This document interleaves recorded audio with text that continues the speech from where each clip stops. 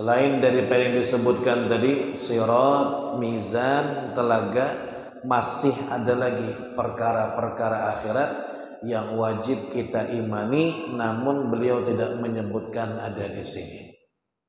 Di antaranya apa kemarin? Di antaranya yaumul hisab, hari perhitungan. Di antaranya apa lagi? Asy-syafa'ah, bahwa di akhirat itu akan ada yang namanya proses pemberian syafaat, saling menyelamatkan satu dengan yang lain. Di antaranya apa lagi? Di antaranya kata ulama tatayurus suhuf.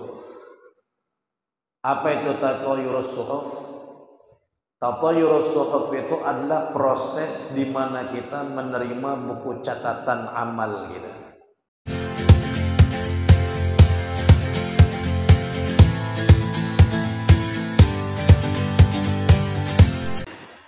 Assalamualaikum warahmatullahi wabarakatuh.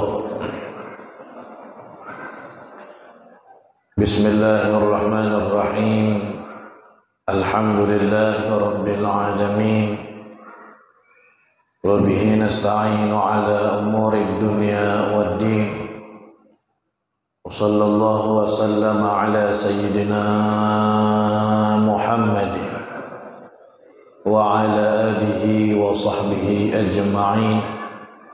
Subhanaka la ilma lana illa ma 'allamtana innaka antal alimul hakim.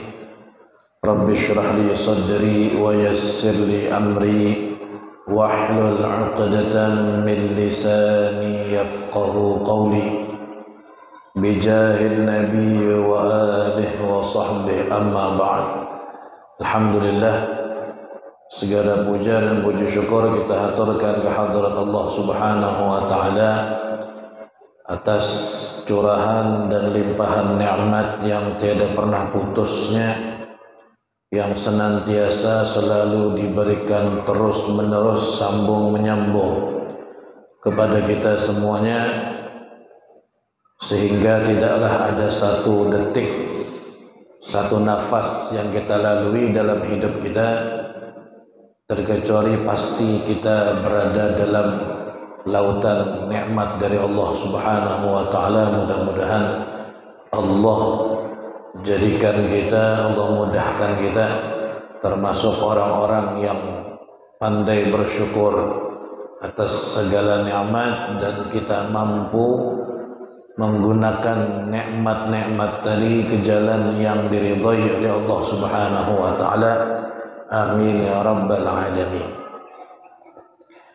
Salawat serta salam tidak lupa pula kita haturkan kehadirat junjungan kita, kekasih kita, baginda Nabi kita, Nabi besar Muhammad sallallahu alaihi wa ala alihi wa sahbihi wasallam, dan juga kepada keluarga Rasulullah, sahabat-sahabat Rasulullah, dan orang-orang yang meneladani jalan baginda Nabi besar Muhammad sallallahu alaihi wa ala alihi washabihi wasallam sampai hari kiamat nanti. Amin ya rabbal alamin.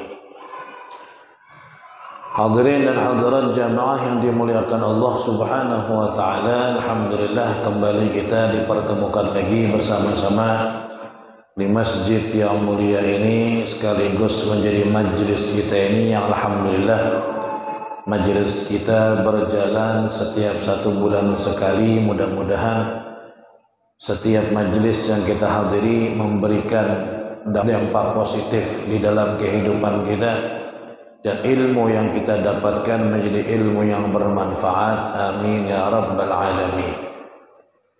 Melanjutkan pelajaran kita yang kita baca dari kitab Risalatul Jami'ah yang dikarang oleh Al-Habib Ahmad bin Zain Al-Habsyi. Masih kita berada di halaman ke-16, halaman 16. Yang pegang kitab bagian bawah,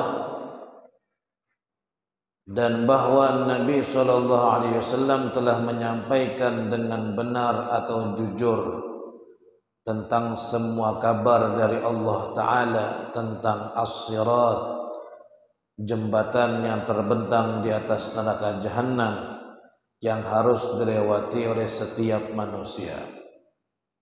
Kemudian mizan, timbangan amal. Kemudian telaga, yaitu telaga Rasulullah SAW. Mudah-mudahan kita termasuk orang-orang yang minum dari telaga Nabi nanti di akhirat. Amin ya rabbal alamin. Dan selain dari itu berupa urusan-urusan akhirat. Selain daripada yang disebutkan tadi, sirat, mizan, telaga, masih ada lagi perkara-perkara akhirat yang wajib kita imani, namun beliau tidak menyebutkan ada di sini. Di antaranya apa kemarin? Di antaranya yaumul hisab, hari perhitungan. Wajib kita percaya bahwasanya memang betul adanya nanti hari itu. Di antaranya apalagi asy-syafa'ah, bahwa di akhirat itu akan ada yang namanya proses pemberian syafaat, saling menyelamatkan satu dengan yang lain. Si fulan menyelamatkan fulan dengan syafaatnya Allah berikan hak dia, wewenang dia untuk memberikan pertolongan. Akan terjadi nanti. Dan sudah barang pasti tidak ada syafaat yang lebih besar melebihi syafaat yang dimiliki oleh junjungan kita Nabi besar Muhammad sallallahu alaihi wa ala alihi wa sahbihi wasallam. Paling besar dibandingkan dengan siapapun.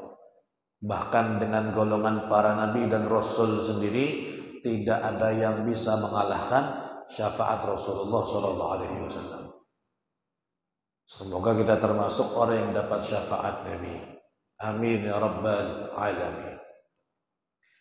Di antaranya apa lagi? Di antaranya kata ulama tatayurus suhuf. Apa itu tatayurus suhuf?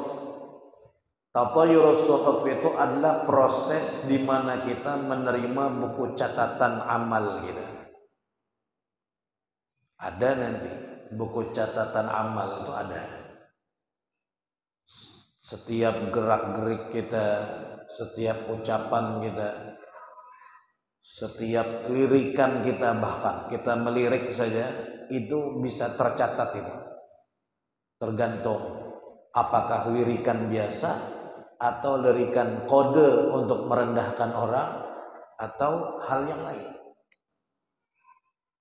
Ada catatannya dan kitabnya akan kita terima.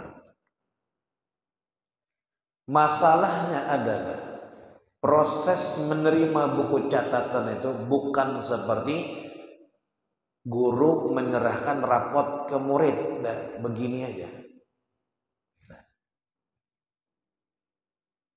Proses menerima di sana nanti buku catatan itu, bukunya terbang.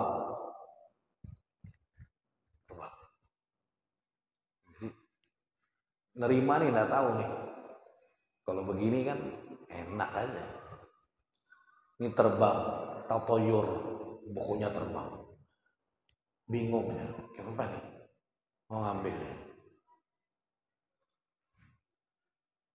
Maka sudah jelas kita ketahui bersama-sama orang yang beruntung, yang bahagia, yang masuk surga, dia akan menerima buku catatan amal dengan tangan kanan. Bukunya terbang, tinggal begini aja, datang bukunya, sampai di tangannya. Waduh, bahagianya luar biasa. Nah, menerima buku catatan dengan tangan kanan. Waduh, bahagia betul. Saking bahagianya Allah ceritakan di dalam Al-Quran bagaimana orang yang ketika dia menerima buku catatan dengan tangan kanan, wah, dia teriak-teriak kesenangan. Dia perlihatkan buku catatan, ini punya saya. Kayak kita habis menerima rapot, isinya bagus semuanya. Lihat. Nih, coba lihat punya saya. Allah abadikan. Amman utiya kitabahu biyaminih. Fayaqulu ha umqra'u kitabiyah. Inni dhanantu anni mulaqin hisabiyah. Fahuwa fi 'ishatir radiyah. Fi jannatin 'aliyah, qutufuha daniyah. Kulu washrabu hani'an bima aslaftum fil ayyamil khaliyah. Adapun orang yang menerima buku catatan dengan tangan kanan, setelah dia menerima, dia buka stempel, kamu orang yang beruntung. Dia keluar dari tempat itu, ngumumkan, ha umuqra'u kitabiyah. Yang mau baca punya saya. Ayo, saya menang nih. Saya bahagia nih. Saya berhasil nih, dipamerkan sama dia. Ha umuqra'u kitabiyah. Ayo baca. Inni dhanantu anni mulaqin hisabiyah. Saya alhamdulillah sudah menyangka dan sudah yakin saya akan lolos di dalam bab ini. Fahuwa fi 'ishatir radiyah, maka dia Allah Subhanahu wa taala jadikan orang yang mendapatkan kehidupan yang membahagiakan, kehidupan yang menyenangkan. Fi jannatin 'aliyah, di surga yang tertinggi. Qutufuha daniyah, buah-buahnya itu rendah. Pohon di surga itu Pak, beda dengan pohon kita di dunia. Amun pohon kita di dunia, akarnya di sini, di bawah. Pohonnya naik, buahnya di atas. Kalau pohon di surga, terbalik, akarnya di atas, pohonnya ke bawah. Jadi ngambil buahnya tidak pakai capek. Kalau sabab penjuluk, tahu penjuluk benar? Apa bunyi kutai penjuluk itu? Buat nyuluk buah. Tidak perlu. Allah katakan kutufu hadaniyah, buah-buahnya dekat, canggih. Kita berdiri bisa kita ambil begini. Kita duduk, buahnya tambah rendah lagi. Kita baring, tambah turun lagi buahnya. Masya Allah. Qutufuha daniyah. Kemudian Allah katakan, kulu washrabu, makanlah dan minumlah, hani'an, dalam keadaan senang, dalam keadaan bahagia, bima aslaftum fil ayyamil khaliyah, karena sebab dulu usaha kalian ketika di dunia sudah capek untuk beribadah kepada Allah. Mudah-mudahan capeknya kita yang tidak seberapa ini dianggap oleh Allah Subhanahu wa taala, dihitung oleh Allah dan dibalas dengan sebaik-baik pembalasan. Amin ya rabbal alamin. Ini yang tangan kanan. Yang satunya maka gemetar. Wa man utiya kitabahu bisyimali. Adapun orang-orang yang menerima buku catatan dengan tangan kirinya, dengan tangan kiri,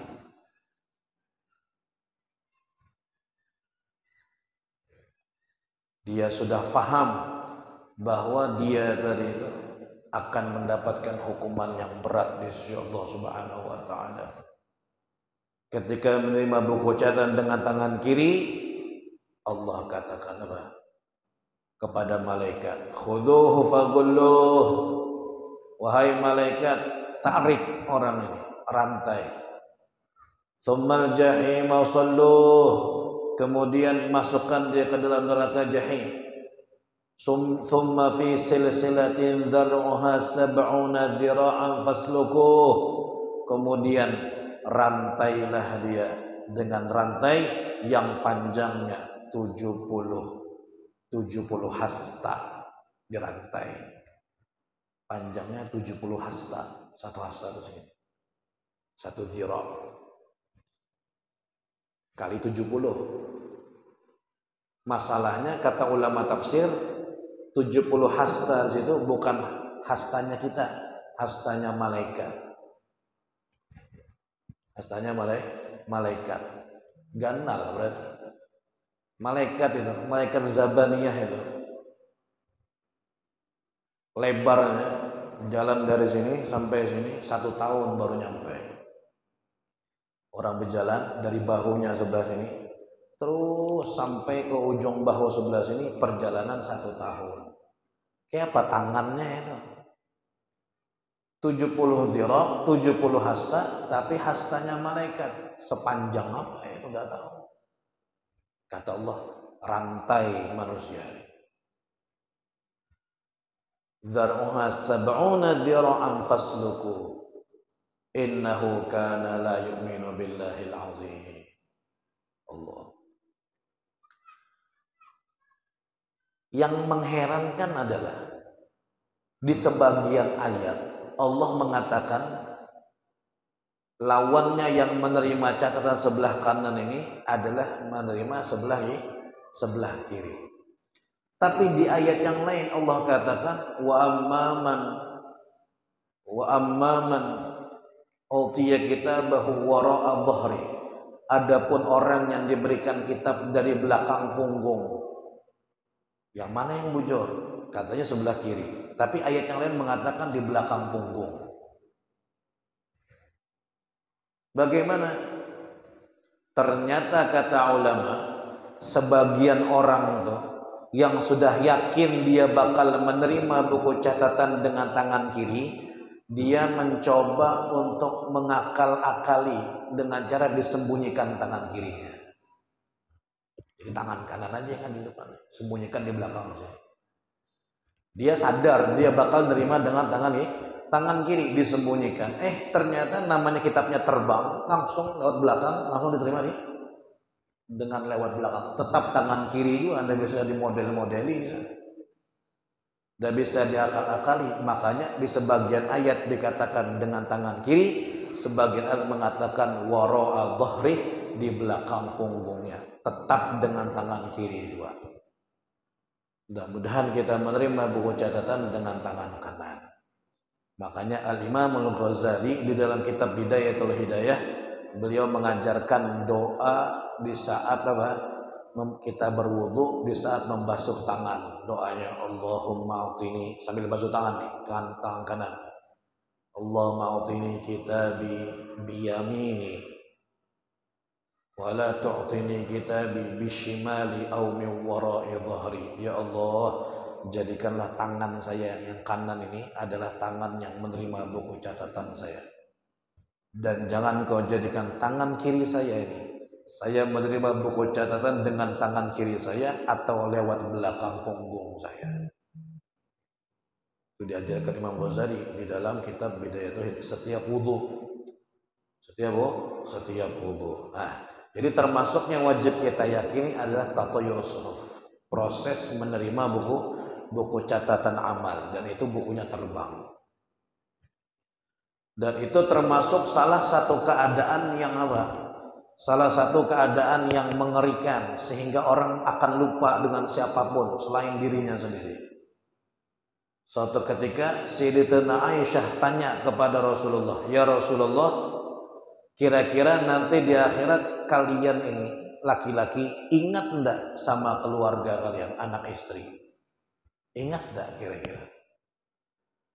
Kata Nabi, "Amma fi thalath fala." Di 3 keadaan ini tidak akan ada ingat dengan siapapun, kata Nabi. Dalam tiga keadaan. Ketika lewat jembatan, ketika di timbangan amal mizan kemarin, yang ketiga ketika menerima buku catatan. Dalam 3 keadaan ini tidak ada seorang pun yang ingat dengan istrinya, dengan anaknya, sibuk dengan dirinya sendiri, gugup, saya ini yang mana ya, bingung. Ketika lewat jembatan mulai melangkah satu-satu, saya ini nyampe apa jatuh ya, tidak tahu. Ketika ditimbang, ya Allah, yang mana yang berat kira-kira ya? Gugupnya, tidak ada pikiran lain. Ketika menerima kita, kanan kiri ya, kanan kiri. Ketika 3 keadaan ini kata Nabi, fala yadhkuru ahadun ahlahu. Tidak akan ada seorang pun yang ingat dengan keluarganya. Mengerikan itu. Proses menerima kitab termasuk salah satunya. Nah. Kemudian lanjutan bacaan kitabnya, dan alam barzakh, kembali halaman 16 tadi. Dan alam barzakh termasuk salah satu yang wajib kita yakini adanya. Apa itu alam barzakh? Sebagian orang menjawab alam barzakh itu adalah alam kubur. Apakah betul alam barzakh alam kubur? Ternyata kurang tepat. Alam barzakh bukanlah alam kubur. Karena alam barzakh itu adalah tempat antara dunia dan akhirat. Itu alam barzakh. Jadi ketika orang meninggal, itu dia keluar dari dunia.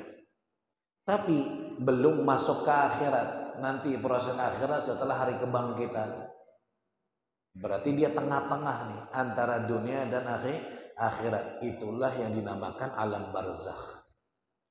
Kalau alam barzakh itu dikatakan alam kubur, maka nanti akan muncul pemahaman bahwasannya orang yang dikubur aja yang mengalami barzakh. Berarti kalau orang yang meninggalnya tenggelam di laut, yang tidak dikubur, berarti tidak mengalami alam barzakh. Atau orang yang misalnya meninggalnya hancur badannya sehingga tidak dikubur, berarti dia tidak masuk ke alam barzakh. Nah, jadi kurang tepat kalau alam barzakh diartikan alam kubur, karena tidak semua orang meninggal di kubur. Ada yang ditenggelamkan di laut, ada yang terbakar habis misalnya, ada yang dijatuhi reruntuhan yang sudah tidak tahu lagi bagaimana keadaannya. Jadi alam barzakh manzilun bainad dunya wal akhirah adalah tempat antara dunia dan akhirat, tengah-tengahnya. Makanya barzakh itu arti secara bahasa adalah penghalang, hijab yang menengah-nengahi, itu barzakh. Kalau kita buka kamus. Makanya di Al-Qur'an Allah katakan apa? Bainahuma barzakhun la yabghiyan. Di antara air asin dan air tawar itu ada barzakh, ada penghalang, ada yang menengah-nengahi. La yabghiyan, yang mana salah satunya tidak akan loncat ke tempat yang satunya. Kalau kita lihat antara air tawar dengan air asin itu berdampingan, tidak akan tercampur dia. Mau diapa-apai aja, ini begini aja, tidak akan nyampur kembali lagi. Kenapa? Allah katakan di tengah-tengahnya ada barzakh, ada penghalang, ada yang menengah-nengahi. Nah, itulah alam barzakh. Di saat orang meninggal dunia, entah dia dikubur atau tidak dikubur, maka saat itulah dia telah masuk ke alam barzakh. Alam barzakh. Nah. Kemudian di alam barzakh ini ada apa? Di alam barzakh ada pertanyaan dua malaikat. Pertanyaan dua malaikat, yaitu malaikatnya bernama Munkar Nakir.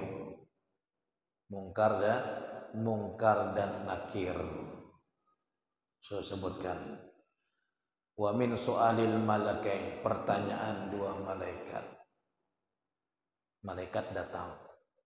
Itu malaikat Munkar dan malaikat Nakir. Itu yang bertugas untuk mendatangi jenazah yang sudah dimasukkan di dalam kubur atau yang sudah meninggal dunia walaupun tidak dikubur. Kemudian dia dudukkan lagi jenazah tadi. Allah kembalikan indera perasanya sehingga dia bisa merasakan apapun. Jelas. Sampai dikatakan di dalam hadis, sesungguhnya jenazah mayit di dalam kubur itu dia mendengar suara orang yang berjalan di atasnya. Suara apa? Suara sendal keluarganya yang meninggalkan dia kedengaran. indera perasanya Allah kembalikan. Kok bisa? Bagaimana? Ya terserah Allah, di luar kuasa kita ya. Allah yang maha mampu. Terserah Allah bagaimana caranya. Dikembalikan indera perasanya.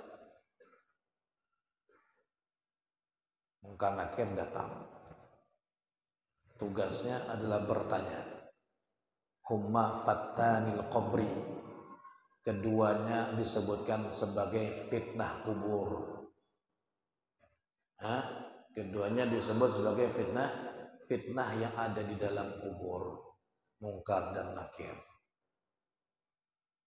Hanya ada doanya tuh. Kalau kita tasyahud akhir ada doanya. Setelah innaka hamidum majid, Allahumma ighfir li ma qaddamtu wa ma akhartu wa ma asrartu wa ma alantu wa ma asraftu wa ma antal muqaddim wa antal muakhir la ilaha anta. Allahumma a'udzu min 'adzabi jahannam wa min 'adzabil qabri wa min fitnatil mahya'i wal mamat min fitnatil masihid dajjal. Doa Masya Allah, jangan tidak dibaca. Setiap sholat usahakan selalu membaca doa itu, karena itu doa dari Nabi SAW dan Nabi tidak meninggalkan doa itu, selalu dibaca.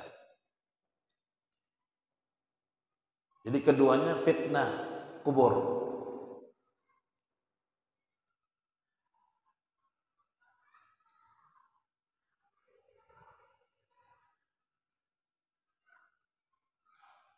Disebutkan di antara sifatnya Munkar Nakir ini.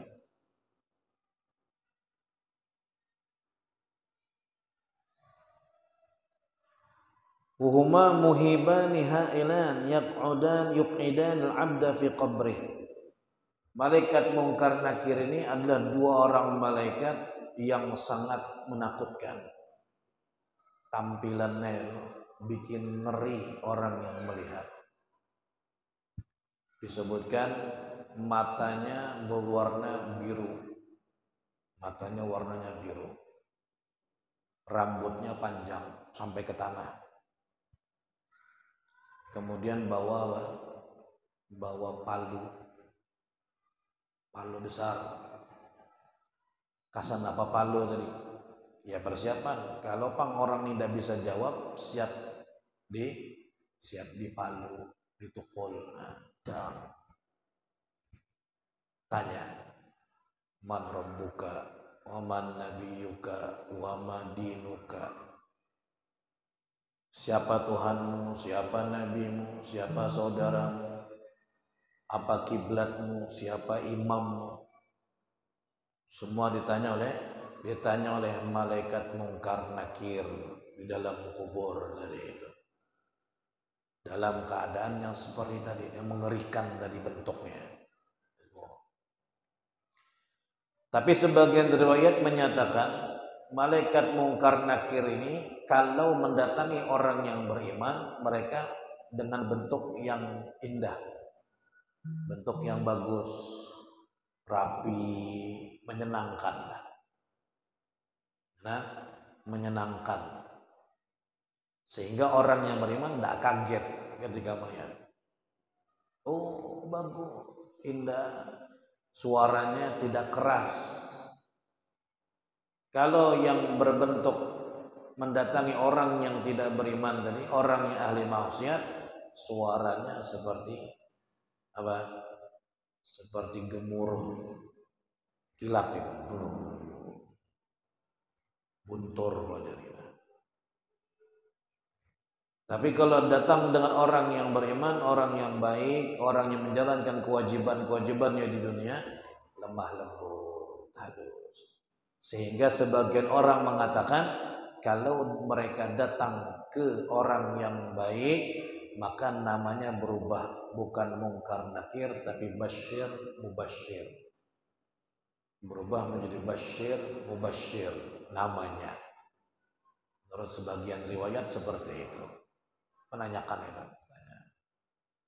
Yang bisa jawab sudah selesai, tinggal menunggu menunggu hari kebangkitan.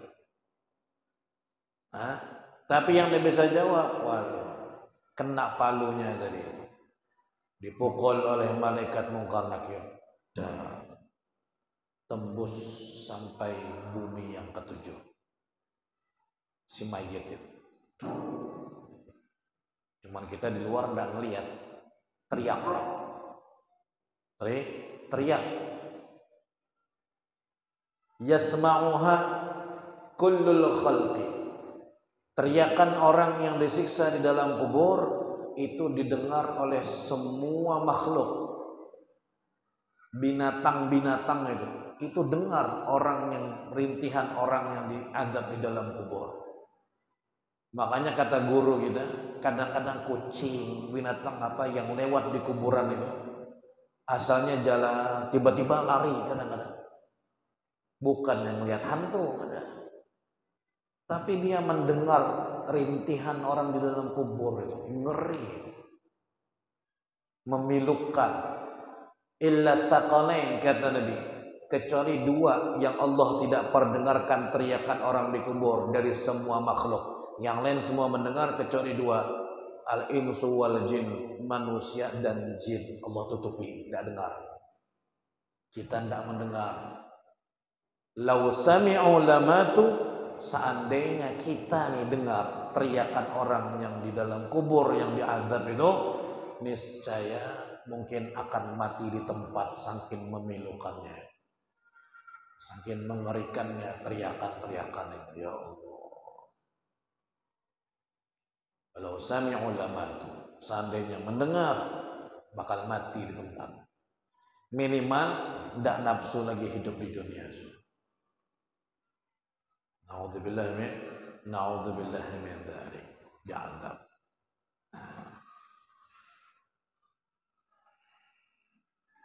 Maka disebutkan di sini termasuk diantaranya siksa kubur dan kenikmatannya. Ada siksa kubur, ada kenikmatan kubur. Sisa tadi diantaranya dipukul. Di'adzab. Ada yang berbentuk ular. Ini orang tidak sholat. Orang yang tidak sholat itu akan ada ular besar yang datang terus menggigit dia sampai hari kiamat. Gigitannya luar biasa. Besar ularnya. Saya lupa namanya, disebutkan namanya di dalam hadis. Nama ularnya itu yang bertugas untuk menggigit-gigit. Dihimpit oleh kubur. Setiap orang akan dijepit di kuburnya. Semua kita akan dijepit dalam kubur, semuanya. Cuman kata Nabi, ada yang jepitan dari jepitannya menyiksa. Terjepit, betul-betul terjepit sampai tulang rusuk ini terselisih, patah. Tapi ada juga yang dihimpit di dalam kubur, tapi himpitan yang enak. Kayak digambarkan seperti himpitannya atau pelukannya seorang ibu kepada anaknya. Nyaman. Kayaknya sempit, tapi ketika itu dari seorang ibu kepada anaknya, nyaman anak tadi. Jadi tidak ada yang terhindar dari himpitan bumi, tidak ada. Semuanya dihimpit oleh bumi, cuman beda. Ada himpitan yang menyiksa, ada himpitan yang malah menenangkan dan membuat nyaman. Semuanya bakal dihimpit, tidak ada yang tidak dihimpit. Kemudian setelah dia berhasil menjawab pertanyaan, baru diluaskan kuburan tadi seluas-luasnya. Masya Allah. Jadi macam-macam bentuk azab, macam-macam di dalam kubur, di dalam kubur. Termasuk salah satu bentuk azab di dalam kubur apa? Setiap pagi dan sore Allah perlihatkan neraka di hadapannya. Azab tuh termasuk azab. Jadi bila pagi Ada layar, kayak layar. Apa yang ditampilkan? Neraka. Kata malaikat nih, nanti kamu masuk di sini. Ini mukaddimahnya dia. Ini permulaannya dia. Nanti di sini nih. Ya Allah, kayak apa rasanya orang melihat bakal di situ. Itu siksaan, tersiksa dia. Maka sehari 2 kali, pagi sore. Allah katakan dalam Al-Quran, An-naru yu'raduna 'alaiha ghuduwan wa 'ashiyya. Neraka akan diperlihatkan kepada mereka pagi dan sore, ditontonkan. Wah, ini lebih parah lagi dari ini ternyata. Sebaliknya orang yang di surga, orang yang beriman, orang yang beramal soleh, yang nyaman dari itu, dia akan diperlihatkan surga 2 kali sehari. Sama pagi dilihatkan, oh ini nah tempatmu nanti di akhirat. Oh ya Allah, enaknya. Saya kira di sini paling enak, ternyata di situ akan lebih enak lagi. Tidak berasa dia, nonton itu tidak berasa. Seru, ramai, tidak sabar dia. Sore begitu lagi, ngelihat lagi. Makanya orang yang beramal soleh, yang amalnya baik, itu dia tidak merasa lama di kubur. Padahal mungkin dia 500 tahun dari zaman dulu dikubur sudah sampai hari kebangkitan, tidak terasa dia. Kenapa? Yang ditontonnya ramai. Pas bangkit, waduh, sudah hari kebangkitan kayak ini. Kok tidak terasa ya? Padahal mungkin 300 tahun dia dikubur itu waktunya, masanya. Saking ramainya tidak terasa. Yang disiksa maka berasa betul. Lamanya, pengen cepat-cepat keluar dari kubur nih. Kok lama betul kiamat ya? Lama betul hari kebangkitan, tidak sabar lagi, tidak betah sudah di dalam. Macam-macam ular sudah yang melilit. Macam-macam azab sudah yang dirasakan. Aduh, tidak kuat sudah. Kapan keluar? Kapan keluar? Masya Allah.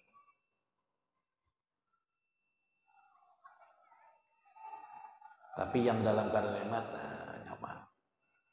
Ada amalan dari Nabi yang mana orang yang mengamalkan ini akan dibebaskan dari azab kubur.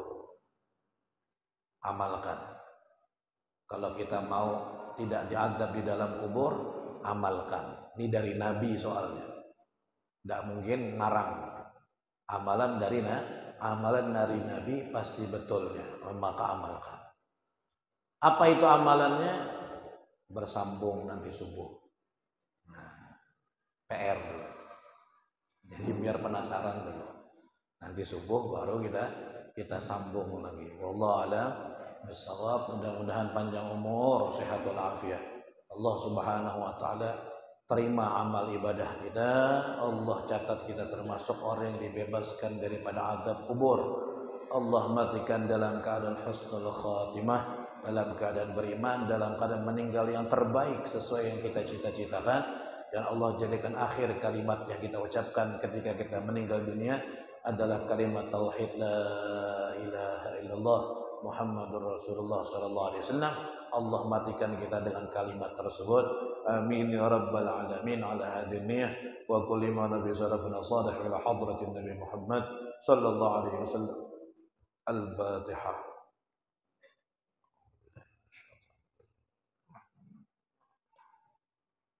Ya Amin. Bismillahirrahmanirrahim. Alhamdulillahirabbil alamin wassalatu wassalamu ala asyrafil anbiya'il mursalin sayyidina maulana Muhammadin wa ala alihi washabihi ajma'in. Allahumma iftah alaina futuhal arifin, faqihna fid din, 'allimna ta'wil, wahdina ila sawa'is sabil, waj'alna min 'allamil 'amilin wa siratikal mustaqim. Allahumma akrimna bi nuril fahm wa akhrijna min dhulumat wa zidna 'ilma. Rabbana atina fid dunya hasanah fil akhirati hasanah wa qina adzaban nar. Sallallahu ala sayyidina Muhammadin وعلى آله وصحبه وسلم بفضل سبحان ربك رب العزة عما يصفون سلام على المرسلين والحمد لله رب العالمين. Ini dari saya, kurang lebih minta maaf, salah-salah kata, minta halal minta ridha. Hadza minni al-'afwu minkum, tsumma assalamu alaikum warahmatullahi wabarakatuh.